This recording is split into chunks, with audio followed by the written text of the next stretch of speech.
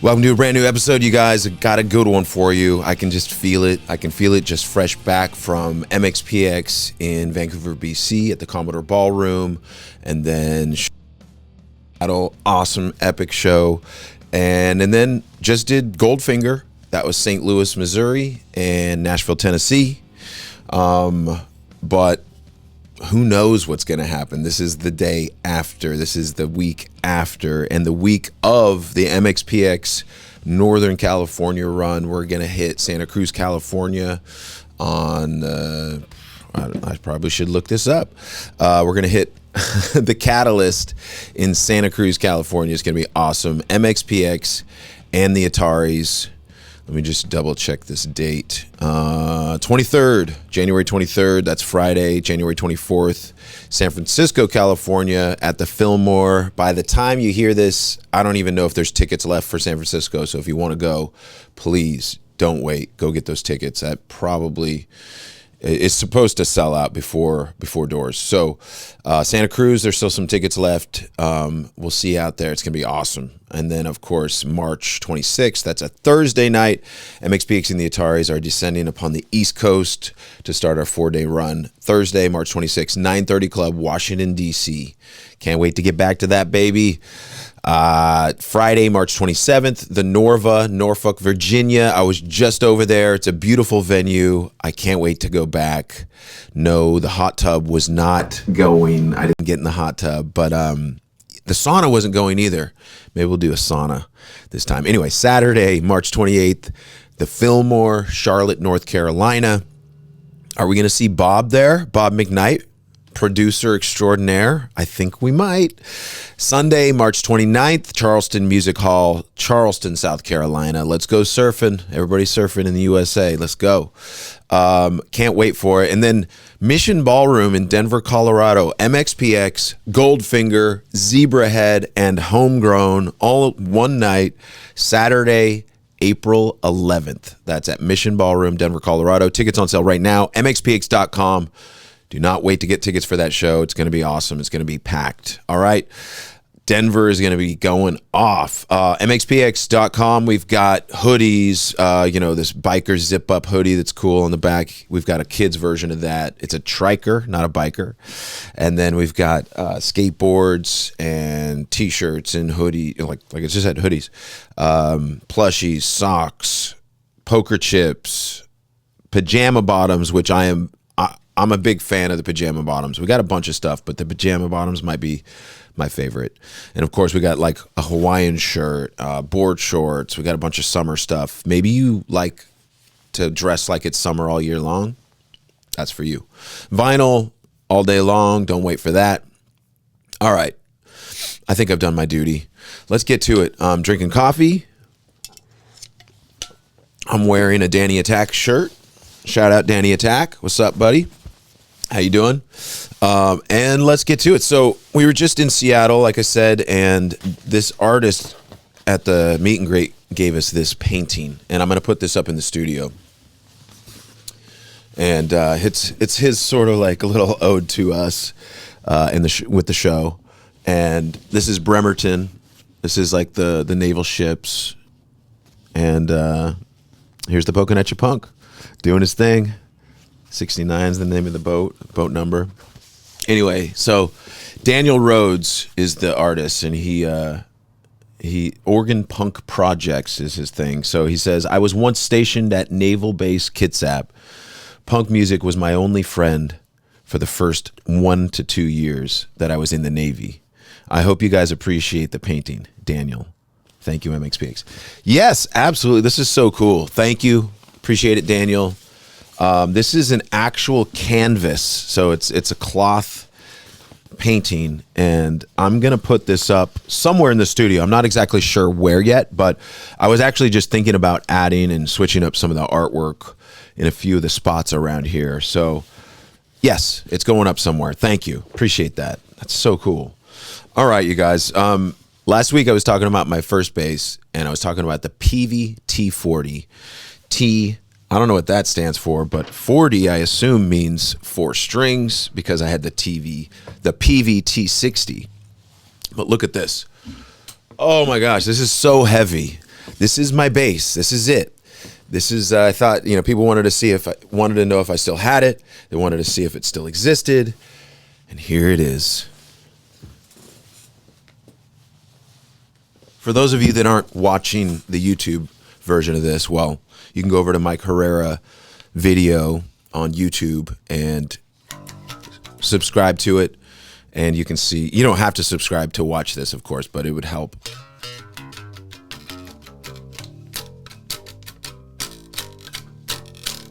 So a lot of people were asking me last week about my first bass, which is this Peavey T-40. And they were asking if I still had it. I still have it. Here it is. It's heavy, very heavy. That's the main comment that I hear from people that actually have one themselves or used to have one. And that's the thing I would say about it too. Like, it's heavy, but it sounds great. It really does. I mean, it needs new strings, of course. We got to get some Ernie Ball strings on this baby. Actually, these probably are Ernie Ball strings, but they're just very, very old. I didn't always use Ernie Ball. I started using Ernie Ball really after I got an Ernie Ball, and that was just a couple years into my journey, you know, doing music. But this was my first bass, and I got it at a pawn shop, and just walked out, $175. My mom paid half. So I mowed some lawns, got it going, which is incidentally the same way I got my second bass, which is an Ernie Ball Music Man StingRay.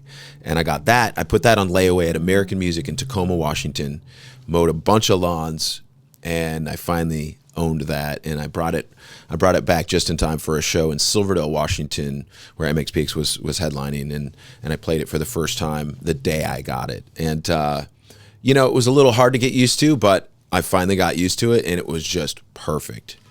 Because I came from this to a StingRay, and this thing is so different, so different. It's a tank. It's giant. And back then, I was playing with my fingers. It's not even in tune. So I started out playing with my fingers. I didn't switch to a pick until after Life in General. I played one song on Life in General with a pick, and that was, you guessed it, Chick Magnet. That's the only song that I played with a pick on the whole album. And then I switched over for Slowly Going the Way of the Buffalo. And what happened there was I was on tour. We were on tour. MxPx was on tour in Canada, and Bracket was opening for us. It was a great tour, just all across Canada, like Vancouver, BC, all the way to Montreal. And we were on tour for like 2 weeks or more just in Canada. So we hit every little small town. Well, somewhere along the way, somewhere in, I think, Regina or somewhere in Saskatchewan, I think, I ended up slamming my finger in the door of the bus bathroom. And my finger, it was actually this finger, it wasn't this finger, it was over here. It was this finger, my right-handed ring finger. I slammed it in the door so badly that I couldn't use it. It was messed up and it hurt so bad. So I ended up taping my hand up and playing with my hand taped up, and my fingers were just shredded, you know, just after a while. And I was like, man, I wish I could play with a pick, because, you know, you just wouldn't have to worry so much about this finger. But with, I guess you don't have to worry about the finger anyway, but it just hurt the way it was, I had to play. And aside from just hurting my finger in that way, I would always have these like intense sores and blisters on my fingers from playing all the time. And I couldn't get in a pool. I couldn't get in a hot tub. I'd always be in a hot tub like this, just sitting there with my fingers out, because I didn't want my calluses to dry or to get all wet and to fall off. So yeah, that was it was a lot of those reasons. It was why I ended up switching over to a pick.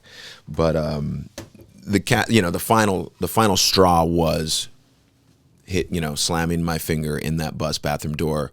We went the rest of the tour. I was just in excruciating pain every night playing, and we finally got to Montreal and got to a doctor, and I went in there, and the guy he just drilled down into my nail which was all red and bloody underneath, and it instantly just like, and I was like, oh my God, the pressure released, you know, and it just instantly felt better. It was so great. So that's why I switched from fingers to a pick.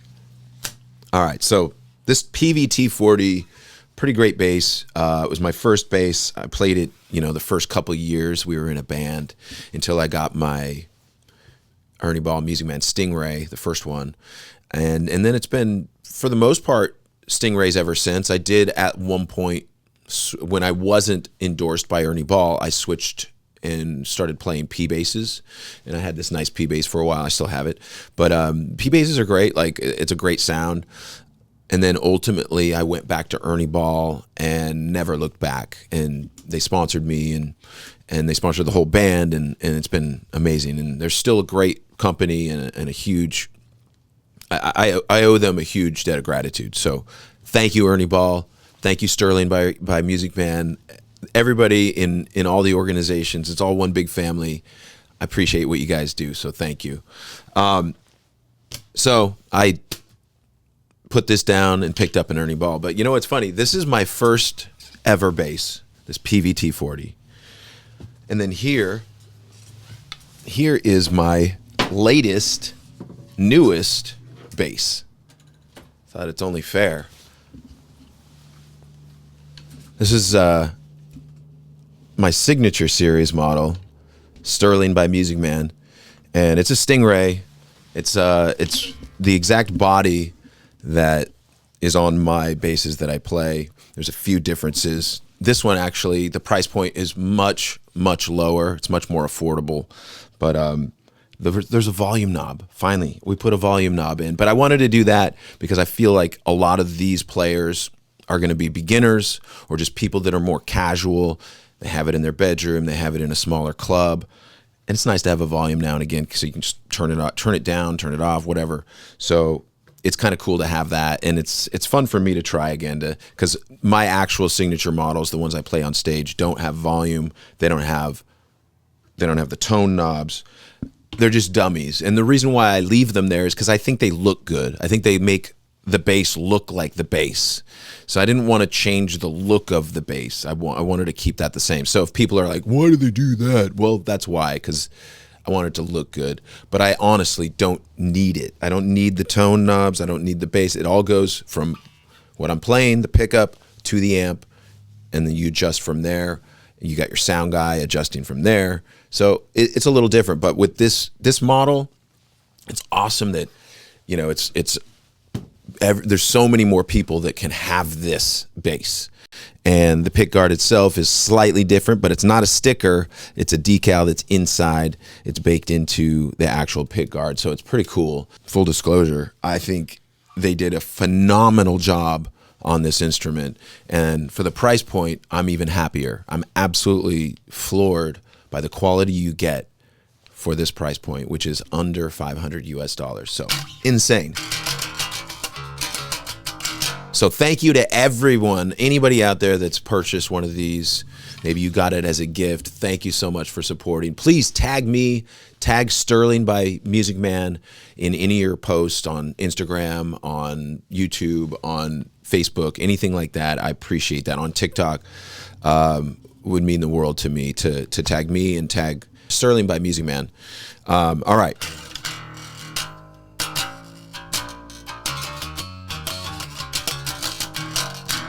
Man, people are asking me for the new album, what's the next color?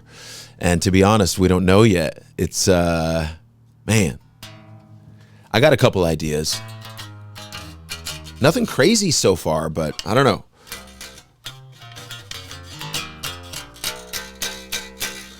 I just love this thing. This thing is so cool. This is the one. I think you can get it on the Sterling site, or you can get it in a lot of places like Musician's Friend, Guitar Center, Sweetwater, which is cool. Like to have this bass in Sweetwater is kind of like, oh, you made it. You really did. I remember when it was Benji Madden from Good Charlotte had his own signature guitar. I think it was an Ernie Ball even, but that ended up in in Guitar Center stores and stuff. And I was just like, man, that's cool. You know, like props to Benji.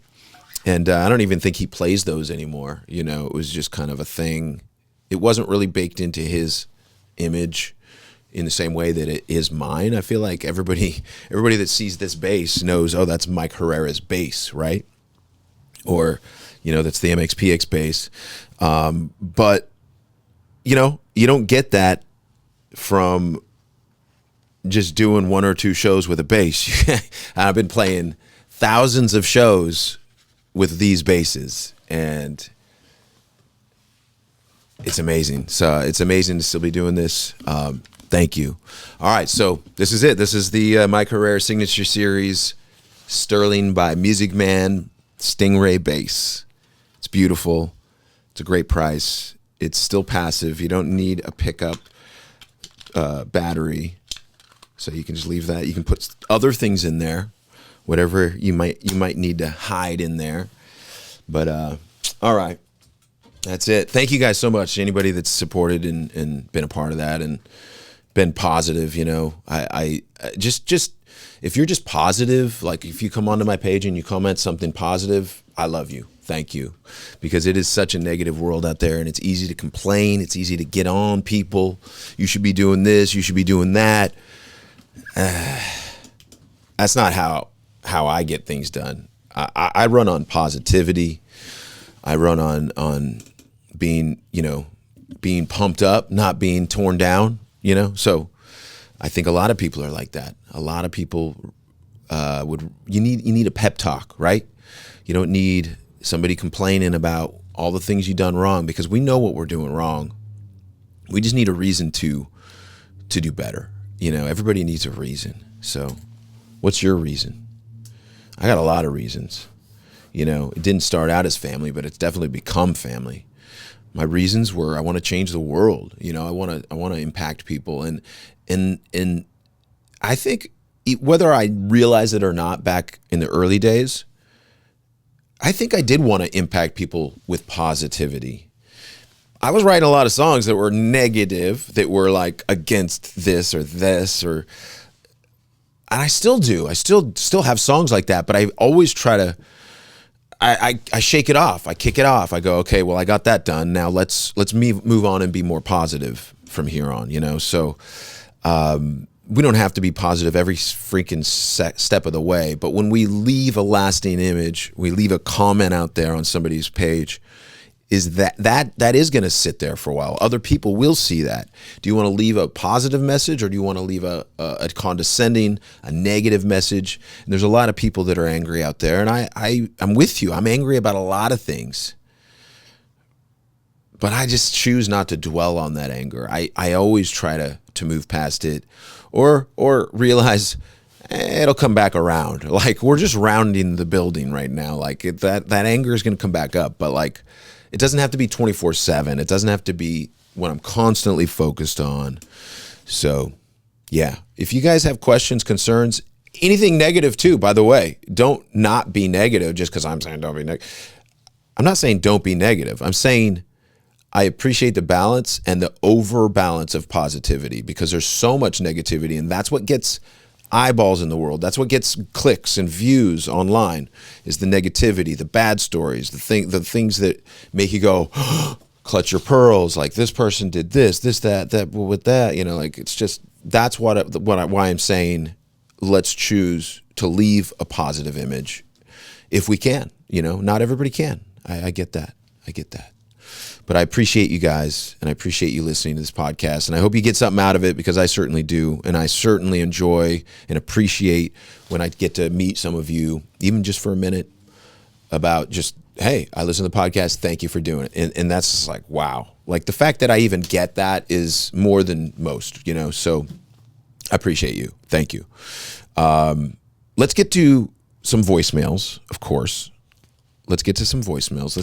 Let's see what happens here, and then we'll get you guys on with your week. Remember, this Friday we're in Santa Cruz, California, and this Saturday we're in San Francisco. Don't miss it. There's still a few tickets left. Do not miss it, because there's so many people that are like, hey, come to Atlanta, when we were just in Atlanta last year, you know. So shout out Atlanta. What's up? Okay, let's get to it. Here we go. Hey, Mike, this is Mike from Indiana. A big fan of the Tumbledown stuff, and I was just wondering what went into making an MxPx record compared to when you would jump into Tumbledown mode. And also, is there any plans to do some more stuff with Tumbledown? Anyway, big fans. Thanks a lot. Great question. What's up, Mike? What's up, Indiana? I don't, here's the thing. When Tumbledown was busiest, MxPx was the least busiest. So there was a nice shift of focus, and I really did focus on Tumbledown for a while. And it kind of cleansed my palate in a cool way to come back to punk rock, to come back to MxPx and have a different perspective on songs and a perspective on what we've done in the past versus what I want to do going forward with MxPx. So with Tumbledown, and those that don't know about Tumbledown, it was my side project that became my main focus around 2007 to 2013. We were most active around 2009 to 2011, 12, probably actually pretty much up until the end, 2013 or so. But we didn't really break up. We just didn't play any more shows after that. And then the band kind of fell apart as far as like everybody's doing their own other stuff and weren't really in a hurry to be doing any Tumbledown stuff. So that's what happened with Tumbledown. And so to answer your second question, and I'll come back and fully answer your first question, it's possible that Tumbledown might do something in the future, but not until MxPx is truly ready to take a little break, meaning like a year or two.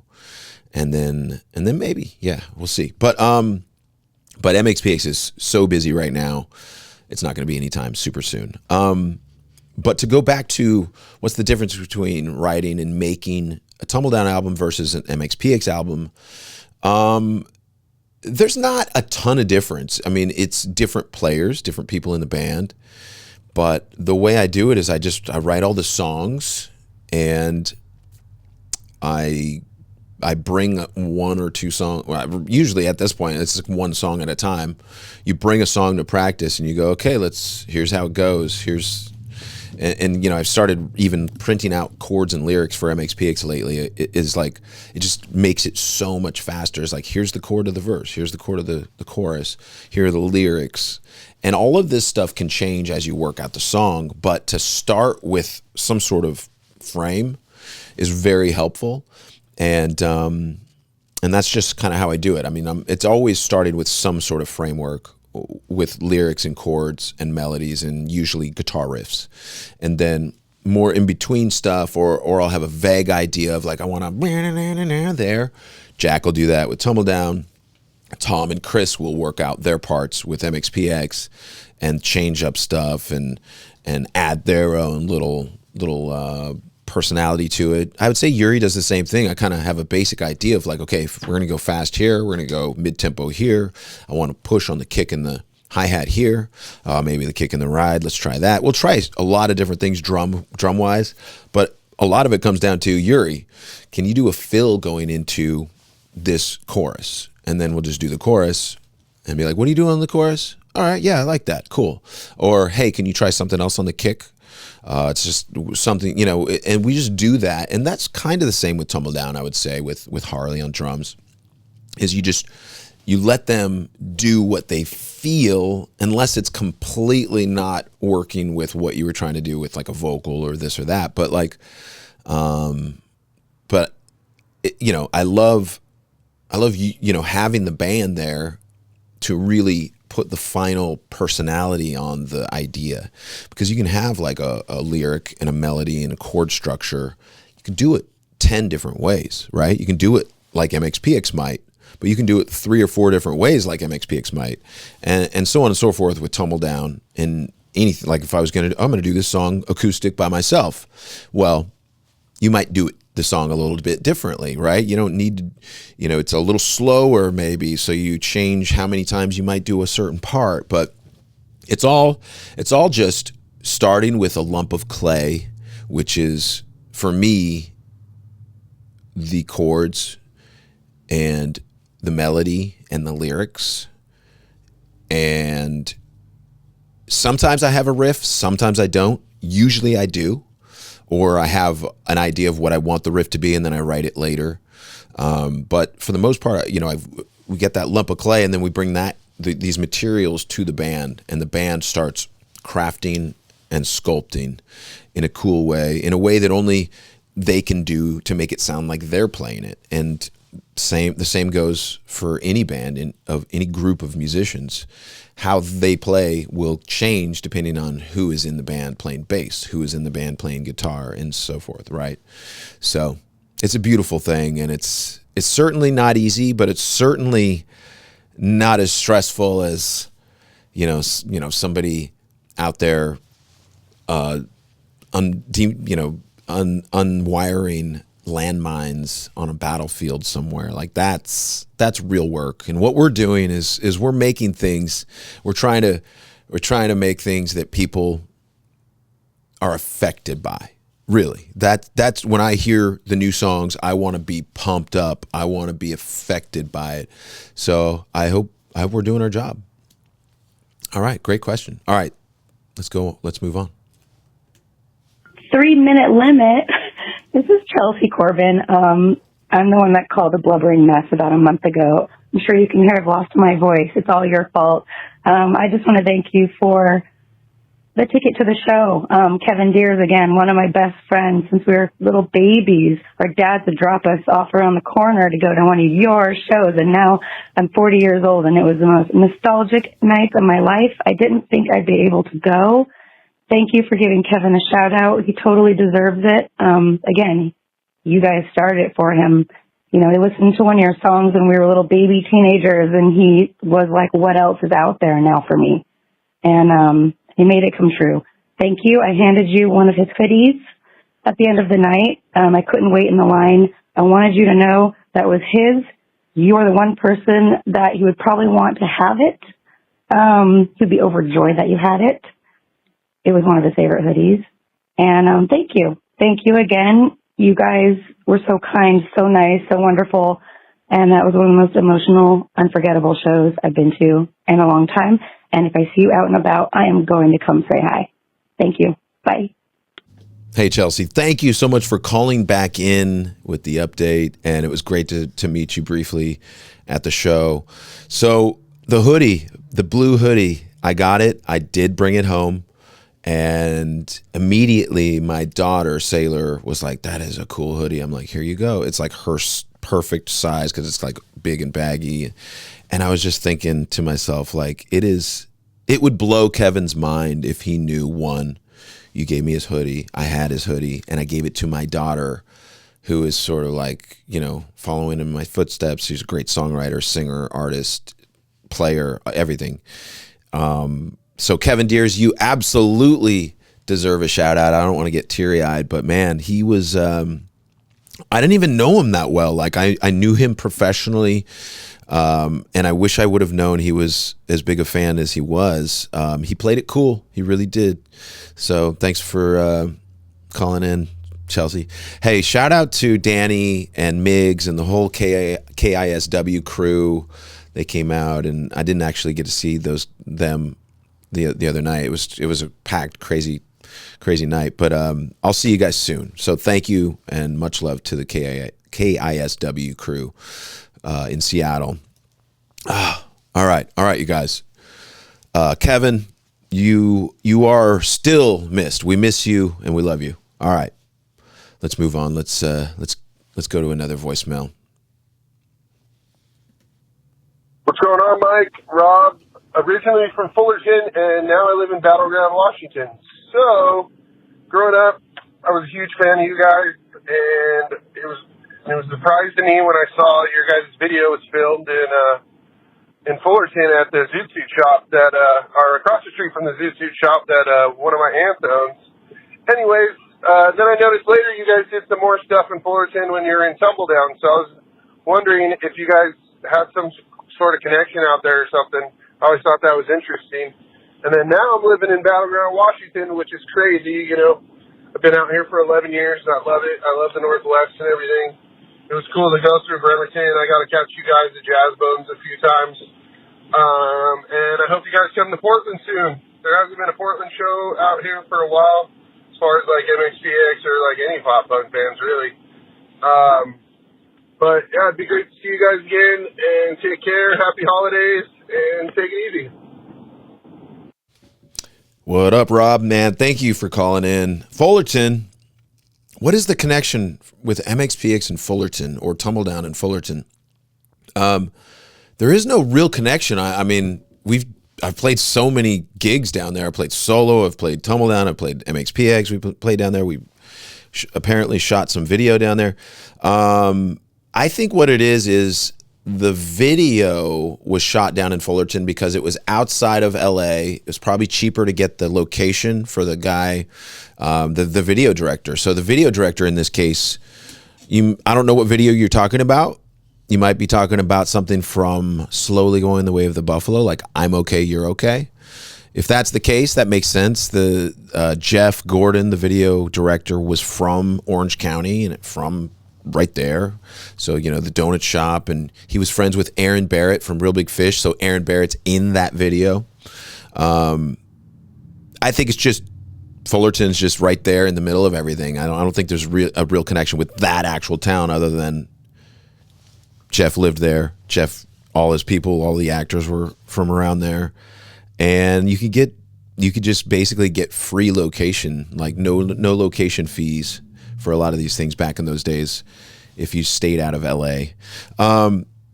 So Tumbledown, we played a show down there. We played a couple shows down there, but we played the University of California or something like that at Fullerton. So I don't know what the exact thing behind that is.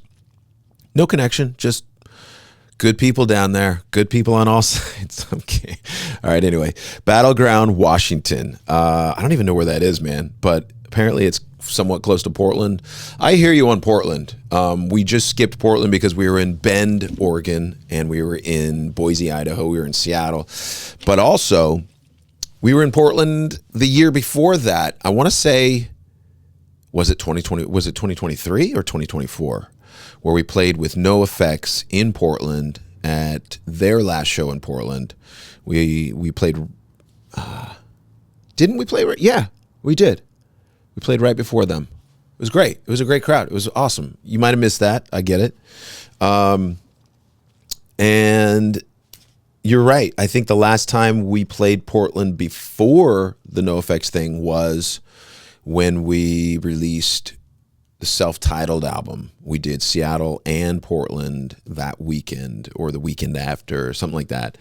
Yeah, it's good. We'll be back. Don't worry. It'll be all right. It's gonna be, don't worry about a thing. You got it. Everybody at home.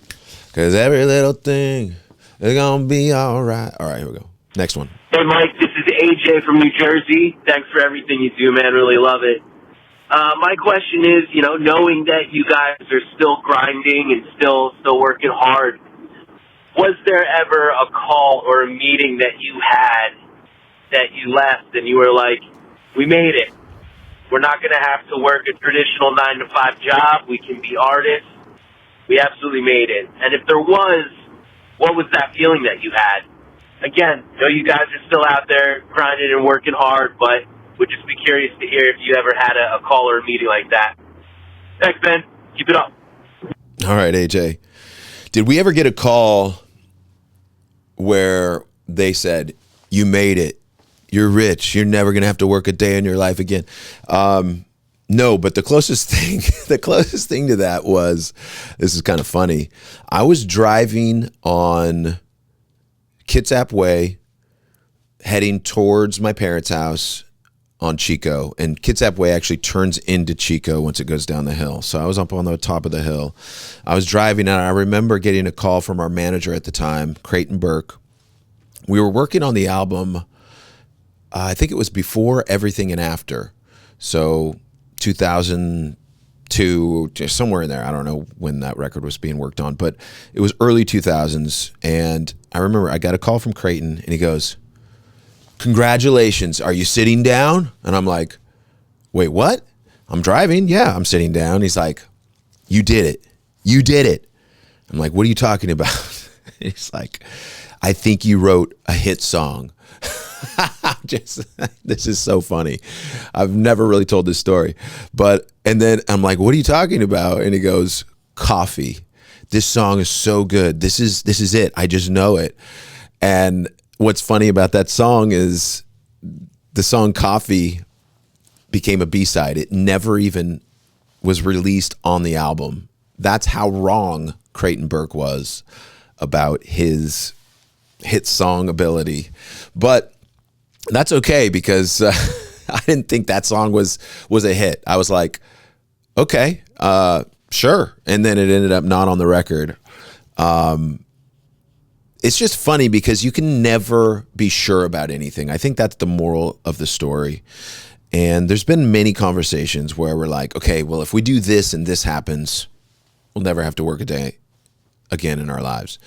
But that's like saying, well, if I hit the lottery, I'll never have to work a day. Of course. But here's the thing. Music it's not automatic, and most systems aren't automatic. They need managers. They need things to be fixed over time. You can't set it and forget it. And so in some ways, I don't have to work a 9-to-5 job ever again in my life. But in other ways, I have to work constantly in my life. And maybe I'll never even retire. I'll just work until I die. But I'm doing that with no boss. I'm doing that as my own boss. I'm doing that on my own terms, even though, believe me, there's a lot of sacrifice and compromise to be made to make things work and to be successful and to not go broke and et cetera, et cetera. But, instead of getting up every day at 6 a.m. or 7 a.m. to go to work, I can choose when I get up, but every now and again I have to get up at like 3:30 a.m. and catch a flight. Or sometimes it's getting up at 4:30 or 5 o'clock and getting up, go to the airport. So like there's give and take in all things in life. But sadly, there was never a real actual call where somebody said you never have to work a day again in your life. But I think there probably was a point in time where we, were successful enough to where if we don't screw it up, we can do this and never have to have a 9-to-5 job. But if we still have to work, that's the thing. Still got to work. You see Patti LaBelle or somebody like a big legendary singer that was she was just on the playoff, not the playoff, but she was like on some Sunday, I think it was the Christmas Day football game. That's what it was, where like in halftime they went to her house and she was having a Christmas Day party, and she's like, "I'm going on tour." And I'm like, Patti LaBelle going on tour at, I don't know how old she is, 80 something, like she looks like she loves to do it, but I don't know. Like I probably will want to keep performing when I'm old, because what would change from then to now other than arthritis and things hurting more or whatever? But like you still want to get out there and experience things and do what you love and make people happy and meet fans, and like that doesn't change when you age. It's just can you physically do it? Can you put on a good show? Because that's what's up. Like I can still sing, I can still play, so there's no reason to quit. But it's like when you can't perform to the par that people expect, that's when I would think about hanging it up. But until then, I'm going to keep grinding. Thanks for the call. Thanks always for the calls. If you guys want to call in and be part of this, the number 360-830-6660. If you're out of the country, if you're not in the U.S., dial a 1, for the country code, leave a message. Give me a topic. Give me an idea. Give me a question. Whatever it is you want to talk about, let's go. All right, you guys. It's almost not January. It's going to be February before we know it.